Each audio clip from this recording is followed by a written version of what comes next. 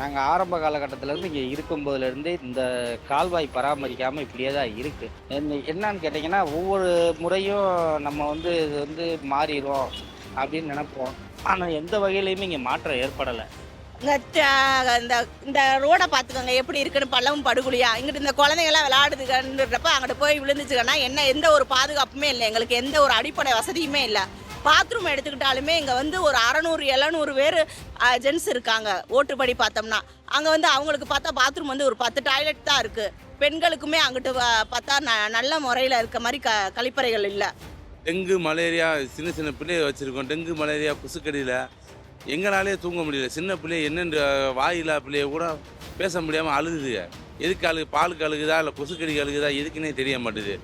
அரசு என்ன செய்கிறாங்க, இந்த மாதிரி நாங்கள் விரிவான மருத்துவம் தரோம்னு சொல்கிறாங்க. நோயை வர வச்சுட்டு அந்த நோய்க்கு எதுக்கு விரிவான மருத்துவம் கொடுக்கணும்? நோயை தடுக்கிறது தானே அரசுடைய கடமையாக இருக்கணும். ஆனால் அரசு நோயை தான் உற்பத்தி பண்ணி அந்த நோய்க்கு சிறப்பான மருத்துவம் கொடுத்து என்ன செய்ய? அப்போ ஓட்டு கேட்க மட்டும் எங்களை யூஸ் பண்ணுற மாதிரி யூஸ் பண்ணுறாங்க. வாழலையை போட்டு சோறு போடுவாங்க பாருங்க, அது மணிக்கு வாங்க வாங்கன்றாங்க.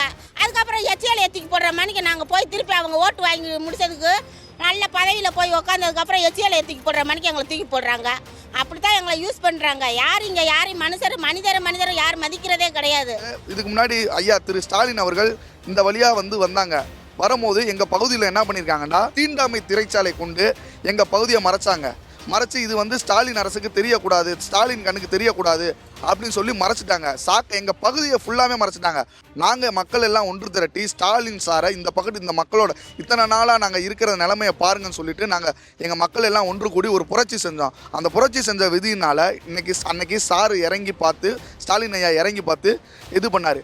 இறங்கி பார்த்து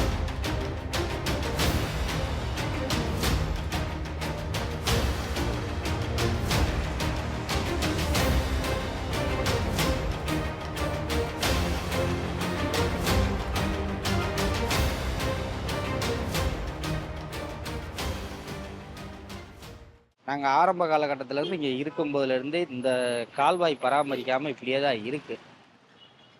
என்னன்னு கேட்டிங்கன்னா, ஒவ்வொரு முறையும் நம்ம இது மாறிடும் அப்படின்னு நினைப்போம். ஆனால் எந்த வகையிலையுமே இங்கே மாற்றம் ஏற்படலை. அப்பயே கால்வாய் ஓரளவு தண்ணி மட்டும்தான் போய்கிட்டு இருந்துச்சு. இன்றைக்கி சாக்கடை கழிவு நீர் எல்லாமே போக ஆரம்பிச்சிருச்சு. இதில் எவ்வளோ விஷயங்கள் நாங்கள் போராடினோம். முழுக்க அந்த பந்தல்குடி கால்வாய்க்கு போராடின ஒரே ஏரியா என்னன்னு கேட்டால் பந்தல்குடி மட்டும்தான் போராடி இருக்கு. இந்த வாய்க்கால் எப்படியாவது கிடக்கு, உடஞ்சுதான் கிடக்கு. ஒன்று கூட சமம் பண்ண மாட்டேன்றாங்க. தளபதி ஓட்டை வாங்கிட்டு ஓடி போயிட்டாரு, வரவே இல்லைன்னா எங்கள் தெருவுக்கு. பந்தலகுடி வாய்க்கான்ட்டே சொல்கிறாங்க. இந்த வாய்க்கால் மீனாட்சி வரத்தில் இருந்து இங்கே வரைய வருது, மீனாட்சி காலேஜ் வரைய போகுது, வையாத்து வரைய தோடுது. அப்போ அந்த வாய்க்கால் எதுலேருந்து எது வரைய பாதிக்கப்பட்டிருக்குன்றதே தெரியும். பந்தலகுடி வாய்க்கால் எதாக இருந்தாலும் பந்தலகுடிக்காரங்க இப்படி தான் பேசுகிறாங்க. அந்த சம்பராவரத்துக்கும் நடு சென்ட்ரலில் தான் இருக்குது. இப்போ சம்பராவரத்துக்கும் அதை சேர்த்து தானே சொல்லணும், சொல்ல மாட்டேன்றாங்க. ஓட்டு கேட்க மட்டும் எங்களை பயன்படுத்துகிறாங்க. இந்த ரோடை பார்த்துக்கோங்க எப்படி இருக்குன்னு, பள்ளமும் படுகுழியா. இங்கிட்டு இந்த குழந்தைங்களாம் விளையாடுதுன்றப்ப அங்கிட்டு போய் விழுந்துச்சுங்கன்னா எந்த ஒரு பாதுகாப்புமே இல்லை, எங்களுக்கு எந்த ஒரு அடிப்படை வசதியுமே இல்லை. பாத்ரூம் எடுத்துக்கிட்டாலுமே இங்கே ஒரு 600 700 பேர் ஜென்ஸ் இருக்காங்க. ஓட்டுப்படி பார்த்தோம்னா அங்கே அவங்களுக்கு பார்த்தா பாத்ரூம் ஒரு 10 டாய்லெட் தான் இருக்குது. பெண்களுக்குமே அங்கிட்டு பார்த்தா நல்ல முறையில் இருக்க மாதிரி கழிப்பறைகள் இல்லை. மணி 6 போகுது, நீ 10 நிமிஷம் கழித்து இந்த ஏரியாவில் நிற்க முடியாது. ஏன்னு கேட்டிங்கன்னா அவ்வளோ ஒரு கொசு உற்பத்தி இருக்குது. செல்லூர் சைடில் இருந்து வேலை பார்த்துட்டு வராங்க. அந்த தண்ணிகள் ஃபுல்லாமே தேங்கி இங்கே மொத்தத்துக்கு நின்று இதை கவுன்சிலர்ட்டையும் நாங்கள் இப்போ புகார் மனு அனுப்பிச்சிட்டோம், கமிஷனர்ட்டையும் புகார் மனு அனுப்பிச்சிட்டோம். எந்த ஒரு நடவடிக்கையும் எடுக்க கிடையாது. மாநகராட்சியிலுமே இறக்கி சொல்லி இன்னும் ஊழியர்களை கூப்பிட்டு இந்த குப்பையை கூட அல்ல சொல்லலை.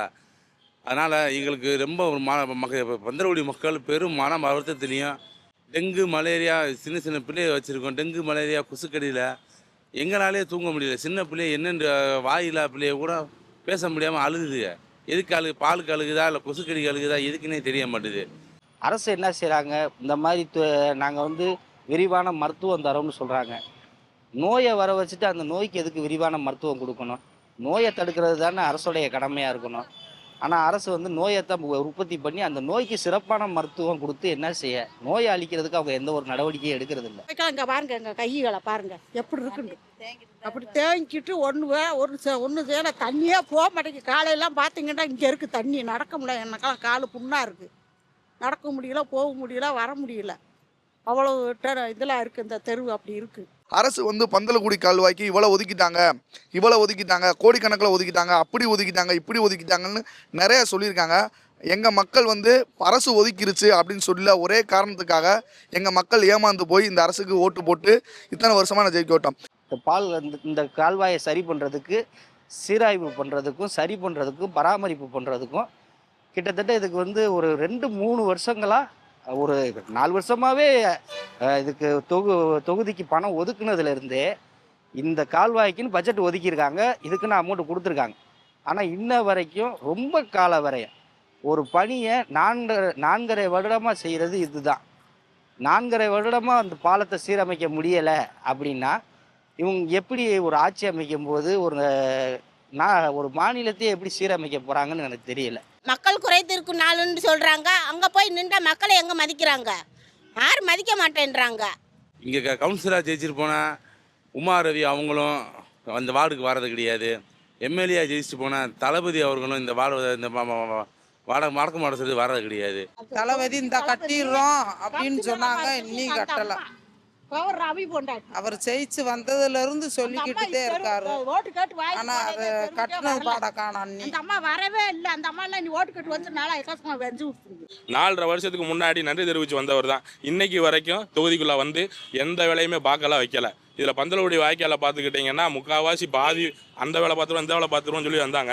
இதை இப்போ 4.5 வருஷத்துக்கு அப்புறம் பொய்யா ஒரு அடிக்கல் நாட்டிட்டு அந்த வேலையை பாதி தொடங்கி விட்டு பாதியை இது பண்ணிட்டு இப்போ பந்தலகுடி வாய்க்கால் கிட்ட பார்த்தீங்கன்னா பந்தலகுடி மக்கள் தான் பாதிக்கப்படுறோம். இப்போ நம்ம தளபதி தான் நம்ம வடக்கு தொகுதியோட எம்எல்ஏ.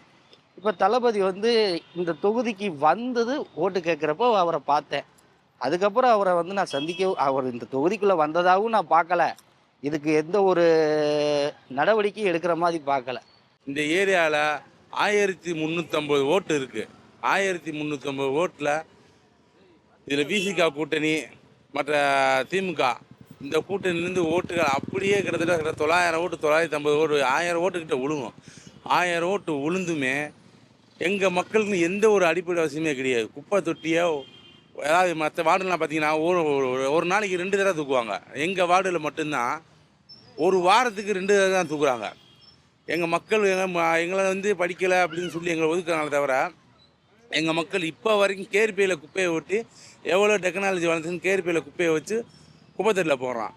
ஆனால் அதுவுமே இந்த கவுன்சிலரும் சரி அவங்களும் சரி எந்த ஒரு நடவடிக்கை பெட்டியை வாங்கலும் போய் சொல்கிறேன் பெட்டியை தூக்க சொல்லுங்கள் அப்படின்னு அந்த இது எதுவும் கேட்க மாட்டாங்க, கொள்ள மாட்டாங்க.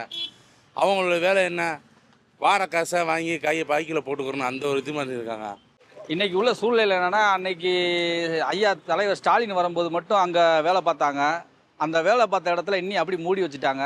இந்த பந்தலகுடியில் மட்டும் தண்ணி தேங்கி நின்றுக்கிடுச்சு. இன்னி வரைக்கும் இந்த கொசு தொல்லைகள் அதிகமாக வியாதிகள் பரவ ஆரம்பிக்குது.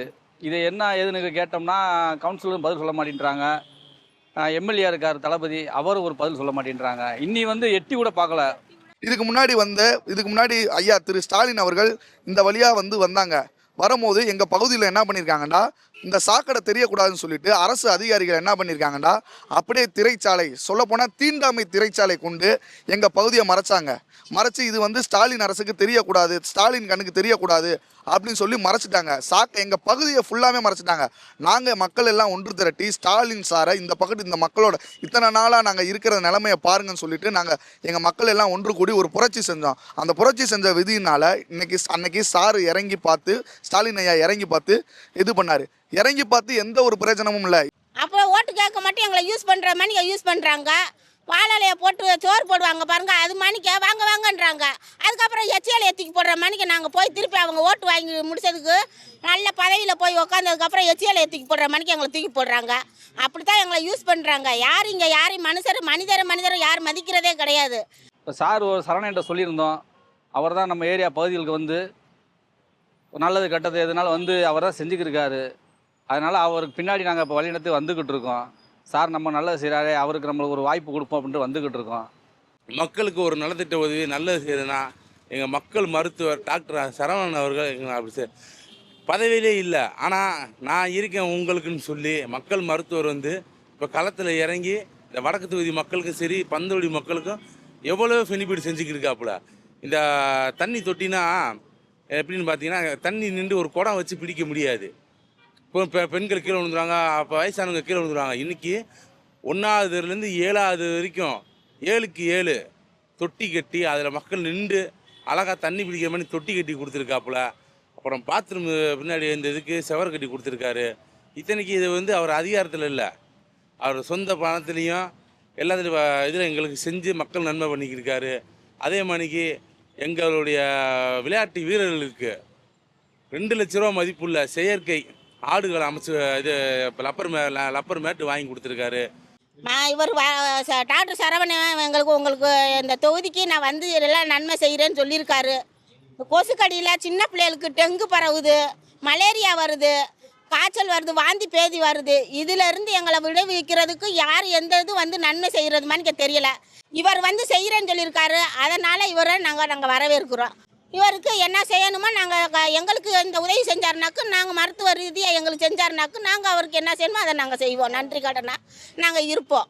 வந்து எடப்பாடியார் வந்து அவ்வளோ ஹெல்ப் பண்ணாங்க, மக்களுக்கு தேவையான உதவியெல்லாம் பண்ணார்.